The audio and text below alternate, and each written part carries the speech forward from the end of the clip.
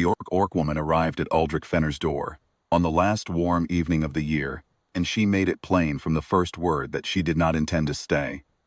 Her name was Vorsha, and she stood in the yellow light of his lantern like a figure carved from old oak.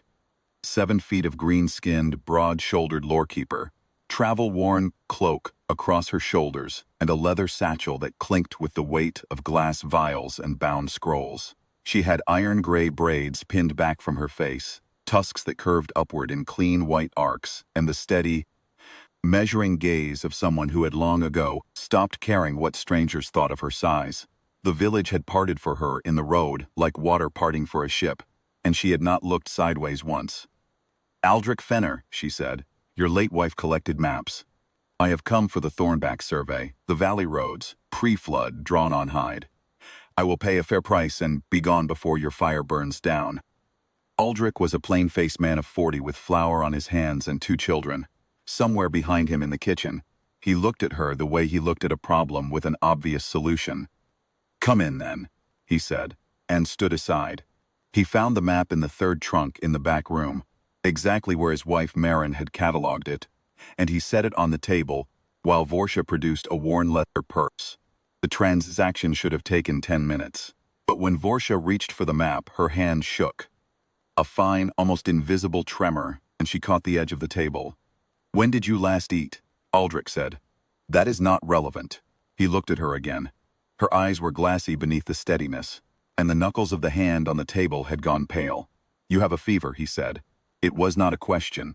"I have a schedule," she said. "Sit down." "Shh," he said, the way he said it to his children when the argument was already over, and somehow she sat. She was unconscious in the good chair by the fire. Within the hour, the map folded in her satchel, and the purse still on the table, Aldrich draped his wife's quilted blanket over her shoulders. The heavy one, the blue one Maren had made, the first winter they were married, and left a cup of broth on the hearthstone, where she would find it when she woke. His daughter Bree appeared in the doorway, 7 years old and incapable of whispering. "Papa, is the orc lady staying?" "For tonight," he said. Bree looked at Vorsha with open, uncomplicated interest, the way children look at something enormous and wonderful that the grown-ups are being strange about. "She's very tall," she said. "She is," Aldrich agreed and steered his daughter back to bed. Vorsha slept through the night and most of the following day. The fever broke toward evening, and Aldrich left soup and a heel of bread on the table without comment. She ate in silence. He did not hover. When his son, Tam, came to the kitchen doorway and found the Orc Lorekeeper sitting upright and watchful at their table, the boy's first question was whether she knew the names of all the old mountain passes, because he was supposed to learn them for his mother's lessons and he was stuck on the northern ones. Vorsha looked at him for a moment, clearly reassessing the situation she had woken into. "There are 7 northern passes," she said, "and the order is older than any map your father has in those trunks. Sit down." Tam sat. He had his mother's habit of sitting very still when something interested him, and Vorsha recited the passes. Their old names, the clan names, the reasons they had been named so, the seasons when the highest ones closed, and the years they had not closed at all. From memory, without notes, she was naturally breathing. She did not simplify. She trusted the boy to follow, and the boy did follow, his quill moving quickly and his face intent. By the time Aldrich set supper on the table, Tam had filled half a page in his copybook, and Bree had climbed onto the bench beside the Lorekeeper to look over her brother's shoulder, though she was not yet reading well enough to keep up and did not seem to mind. Vorsha ate at their table that night, and the night after, and the night after that. On the 4th day she was on her feet and announced, in the same tone she used for everything, that she would be leaving the following morning. The fever was gone. The roads were passable. She had the map. Aldrich nodded and set a plate in front of her without argument. Then he said, quietly, that he had a question if she had a moment. Maren had been the one who knew how to teach. She had ordered the books, written the lessons, kept the 7 village children making real progress.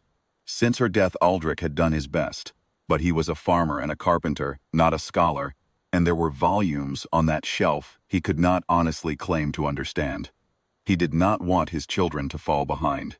He did not want Maren's work to come undone. He was not asking for very long. 1 week maybe, just to set the lesson straight. Just said nothing for a moment. Then she said 1 week. She stayed for 1 week. By the end of it, the lessons were not straight. They were better than they had ever been. The 7 village children arrived each morning and went home each evening having learned things their parents had never heard of.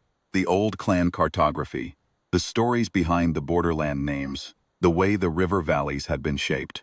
Vorsha taught the way she stored knowledge, without condescension, without drama, as though all of it were simply true and worth knowing, and the children's job was to catch up. Bree stopped calling her the Orc Lady and started calling her Vorsha after the second day. She reported this change to her father as though it were perfectly obvious. Aldrich did not press Vorsha to stay longer. He thanked her at the end of the week, and he meant it, and he went back to his chores. 2 days later, Vorsha was still there.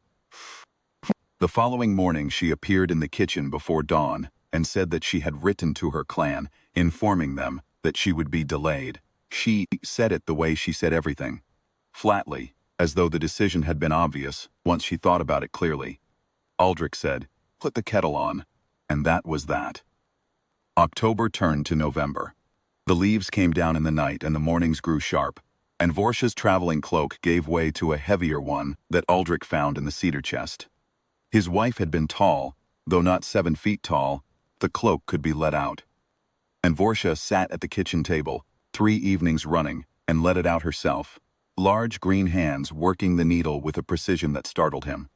"You sew," he said. "A lorekeeper preserves things," she said, without looking up. "That includes cloth." The village learned slowly to simply accept her presence. A few residents made a point of passing the school window on lesson mornings. Not in suspicion now, but in something closer to civic pride. The baker's wife told her husband it was the best schooling those children had seen in years. The blacksmith, who had watched her stride through town that first evening, with something between alarm and fascination, asked Aldrich one afternoon whether the lorekeeper thought his boy had a head for sums. The first snow came in the last week of November, a quiet fall of white that settled on the window ledges and softened the edges of the world. The children came home from the schoolroom loud with it, stamping snow from their boots at the door, and Bree ran straight to the chair by the fireplace, the good chair, the blue-quilted chair, and announced, very seriously, that they had decided. That was Vorsha's chair now. It had always been Vorsha's chair, and that was where she sat, and that was that. Vorsha was standing in the doorway of the kitchen with a pot of something warm, and she looked at the small girl in the claimed chair, and something in her face that had been held back for 20 years of careful self-efficiency simply stepped aside. She sat down in the chair. She served out the broth. Aldrich brought the bread, and Tam read aloud from his copybook, and the fire said what fires say in November, and the snow kept coming down. Outside, the roads that led back to a solitary life were filling in, quiet and steady, covered over. No one mentioned that there was no need.